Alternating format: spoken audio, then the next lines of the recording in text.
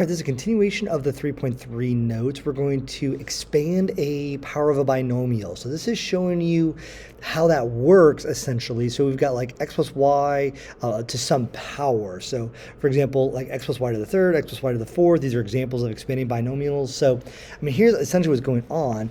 X plus y to the third is x plus y times another x plus y squared. Or in other words, you have x plus y times x plus y times x plus y any number of times. So you'd have to do x plus y times x plus y and get this result.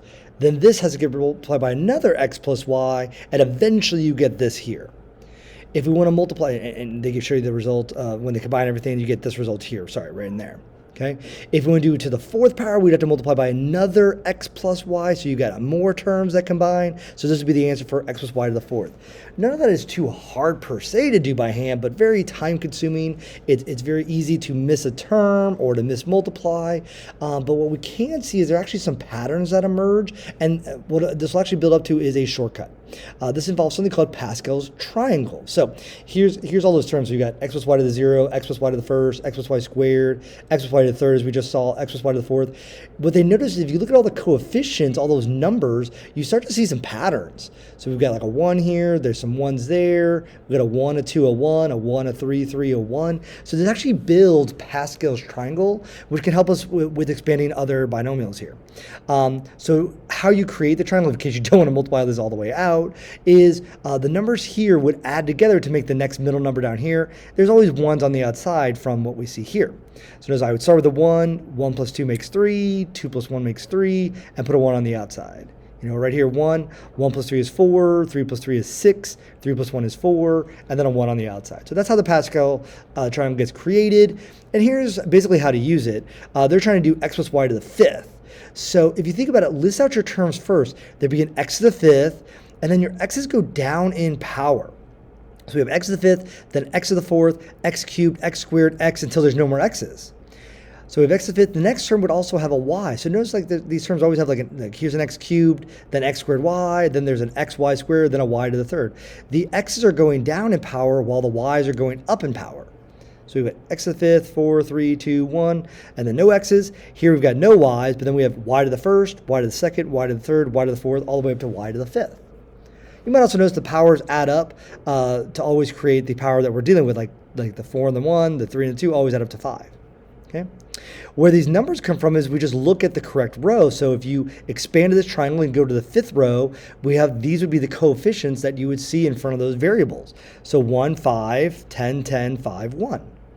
Okay, let's try another one that hasn't been maybe set up here completely. So x plus y to the 6. So we want to do this to the 6th power now, multiply by another x plus y.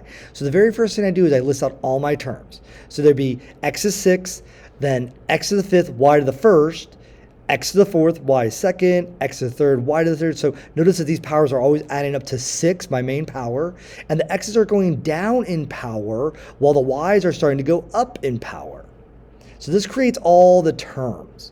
What I then would do is look at the next row of Pascal's triangle, and these would be my multipliers. I'm trying to remember if I had, I don't think it's all the way fully sketched out here. I'm trying to remember if I had a full, shoot. On your reference sheet, there is going to be a full row of Pascal triangle. But this would be the next row, especially if I use this result here to get row 6. There'd be a 1, 1 plus 5 makes 6, 5 plus 10 makes 15, then 20, and so on. So those are my multipliers, and so I would just do 1 times x to the 6th, and so on. 6 times x to the 5th, y to the 1st, and just multiply, and there is your expression. Honestly, this can be done in a couple moves, versus if I had to multiply this out by hand, would be very strenuous, take a lot of space and time. Here's basically the binomial theorem that states we're allowed to do all that.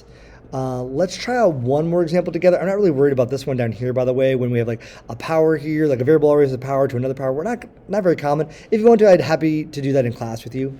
Here we have x minus 3 to the 4th power, though. So the first thing I would do is just list out all my terms. There'd be an x to the 4th. The next one would be x to the 3rd. And here's where the second value comes into play. The past two examples have had nothing but variables. Now we have a number involved here. And it is treated like a -3. So being -3 to the first power.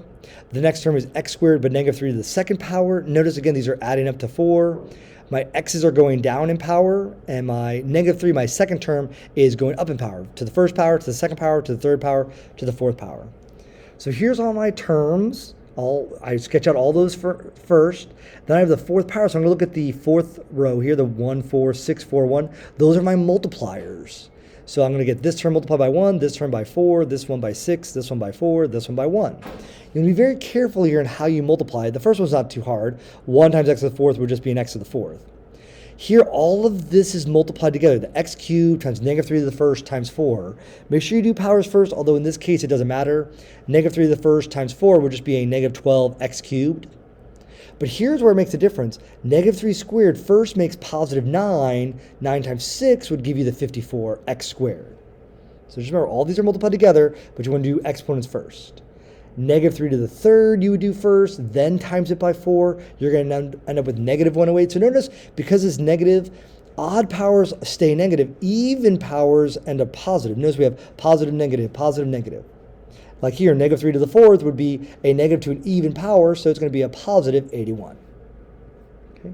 Recommend that you would try out like these here on the next page as well, and I'd be happy to check your answers in class.